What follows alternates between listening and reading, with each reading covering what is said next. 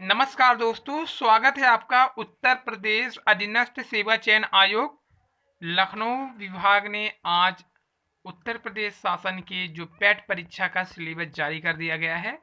यहाँ पर देखिए सिलेबस क्या क्या है इसके। तो प्रेषक शीतला प्रसाद, विशेष सचिव उत्तर प्रदेश शासन सेवा में सचिव उत्तर प्रदेश अधीनस्थ सेवा चयन आयोग लखनऊ, क्रमिक अनुभाग 3, प्रारंभिक अर्हता परीक्षा के परीक्षा कार्यक्रम एवं पाठ्यक्रम पर अनुमोदन के संबंध में यहाँ पर पूरी जो विषय सूची है दे दिया गया है। तो इसमें देखिए कुल परीक्षा की जो अवधि होगी वो 2 घंटे की होगी। प्रश्नों की संख्या 100 होगी और जो अंक रखे गए हैं 100, यानी एक क्वेश्चन पर 1 अंक तय हैं। उत्तर प्रदेश अधीनस्थ सेवा चयन आयोग द्वारा आयोजित की जाने वाली प्रारंभिक अर्हता परीक्षा पेट हेतु प्रस्तावित पाठ्यक्रम। भारतीय इतिहास की बात करें तो सिंधु घाटी की सभ्यता, वैदिक संस्कृति, बौद्ध धर्म, गौतम बुद्ध की जीवनी एवं शिक्षाएं इसमें आ जाएंगी।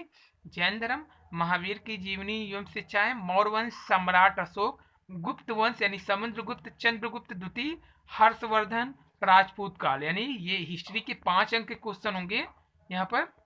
इसके अलावा हिस्ट्री में ही सल्तनत काल रहेगा, मुगल साम्राज्य, मराठा, ब्रिटिश राज का विदय एवं प्रथम स्वतंत्रता संग्राम, ब्रिटिश राज्य का सामाजिक आर्थिक प्रभाव। भारतीय राष्ट्रीय आंदोलन की बात कर लेते हैं तो यहाँ पर स्वाधीन आंदोलन के प्रारंभिक वर्ष, स्वाधीन तथा सविनय आयोग आंदोलन, महात्मा गांधी तथा अन्य नेताओं की भूमिका और क्रांतिकारी आंदोलन तथा उग्र राष्ट्रवाद का उदय, विधायी संशोधन तथा ब्रिटिश इंडिया एक्ट 1935, भारत छोड़ो आंदोलन, आजाद हिंद फौज तथा नेताजी सुभाष चंद्र बोस। ये 5 अंक के रहेंगे हिस्ट्री के।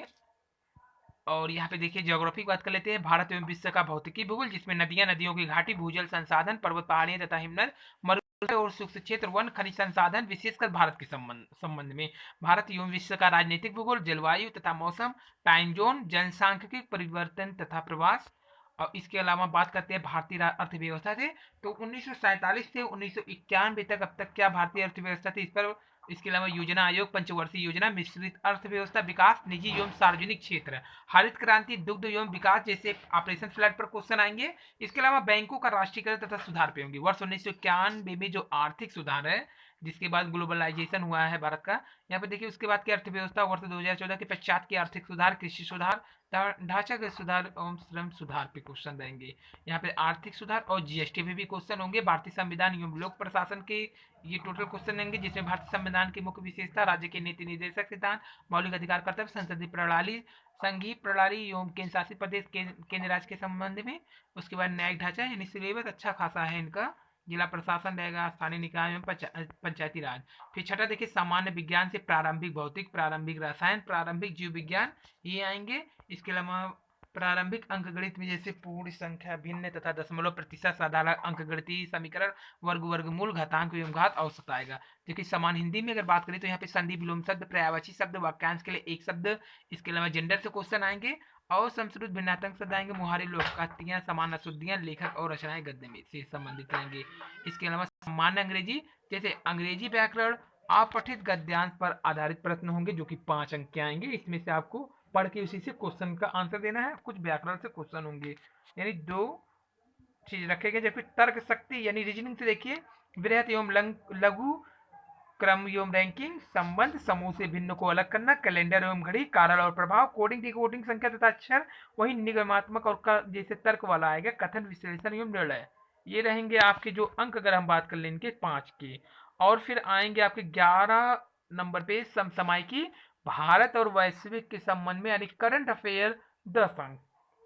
बात करते हैं 12 नंबर पे सामान्य जागरूकता, यानी जनरल अवेयरनेस पे, भारत के पड़ोसी देश, देश, राजधानी, मुद्रा, भारत के राज्य तथा केंद्र शासित प्रदेश, भारतीय संसद, राज्यसभा, लोकसभा, विधानसभा, विधान परिषद, राष्ट्रीय अंतर्राष्ट्रीय दिवस, स्वास्थ्य, अरे विश्व संगठन उसके मुख्यालय, भारतीय पर्यटन स्थल, भारतीय कला संस्कृति, भारतीय एवं विश्व के खेल, भारतीय अनुसंधान संगठन, प्रसिद्ध पुस्तक और लेखक, पुरस्कार एवं विजेता, जलवायु परिवर्तन और पर्यावरण, यानी ये सामान्य जागरूकता से भी क्वेश्चन आएंगे, जो कि इनकी प्रश्नों की संख्या 10 रहेगी, यानी 10 अंक पे।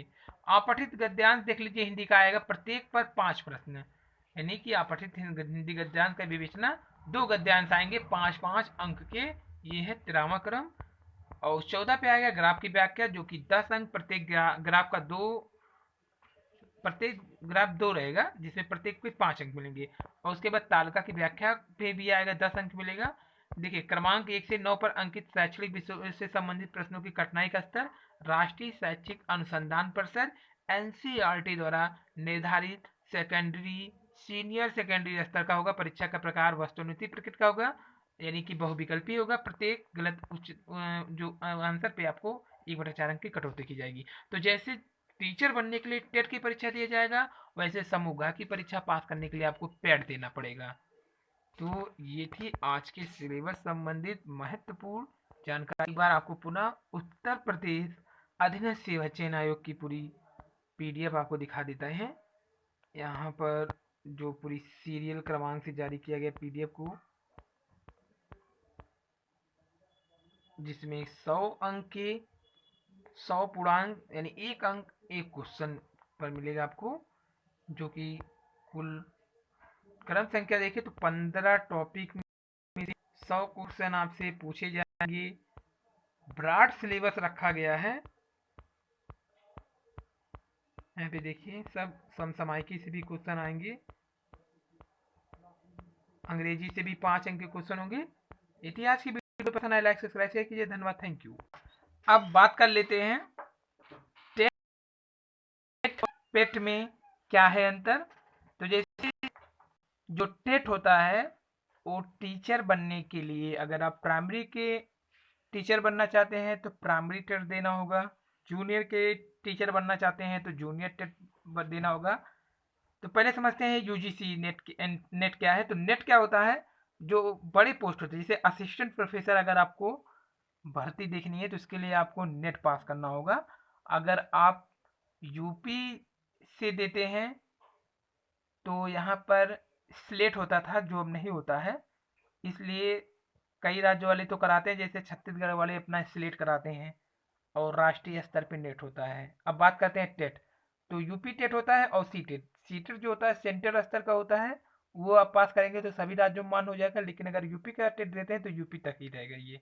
तो यूपी टेट यानी कि प्राइमरी टेट के लिए आपको पढ़ना क्या होगा, हिंदी। इसके अलावा सेकेंड लैंग्वेज के रूप में या तो संस्कृत रखिए या इंग्लिश रखिए, सिलेक्टेड रहेगा। फिर तीसरा मनोविज्ञान, चौथा पर्यावरण और पांचवा गणित। जबकि पेट में आपको जो जारी किया गया सिलेबस है आप देख ही चुके होंगे, कुल 15 पॉइंट में जारी किया गया है। यहाँ पे आपको करंट अफेयर, हिंदी, गणित, इंग्लिश, इसके अलावा आपको इतिहास, भूगोल सब पढ़ना रहेगा। तो यूजीसी नेट अलग है, टेट अलग है, पेट अलग है। और एक अब सेट का भी देखिए जल्दी जारी हो जाएगा प्रारूप, जिसमें सेट क्या होता है। सेट की अगर हम बात कर लें तो अब एसएससी वाले अभ्यर्थियों के लिए सेट, जिसमें बैंकिंग सेंटर एलिजिबिलिटी टेस्ट जो होगा सेट, जिसमें एसएससी बैंक और रेलवे की परीक्षाएं होंगी। पेट जो हो रहा है प्रीलिमिनरी एलिजिबिलिटी टेस्ट जो होगा पेट है। और जो बात करते हैं नेट, तो एनटीए का मतलब नेशनल टेस्टिंग एजेंसी होता है, जो कि प्रवेश परीक्षा सहित कई परीक्षाएं आयोजित करता है। नेट का फुल फॉर्म क्या होगा, नेशनल टीचिंग एबिलिटी टेस्ट होता है। जबकि टेट टीचर एबिलिटी टेस्ट होता है। C TET central teacher ability test होता है। और जो सेट है सेंटर एलिजिबिलिटी टेस्ट होता है। जबकि पेट आप जाने गए हैं। तो यही अंतर है, जहाँ टेट में 5 सब्जेक्ट पढ़ने होंगे, लेकिन पेट में आपको कुल सब्जेक्टों की संख्या जो है 15 विषय पढ़ने होंगे। तो ये थी आज की वीडियो, जो कि नेट और पेट में अंतर, नेट और सेट में अंतर, टेट और पेट में अंतर के लिए था।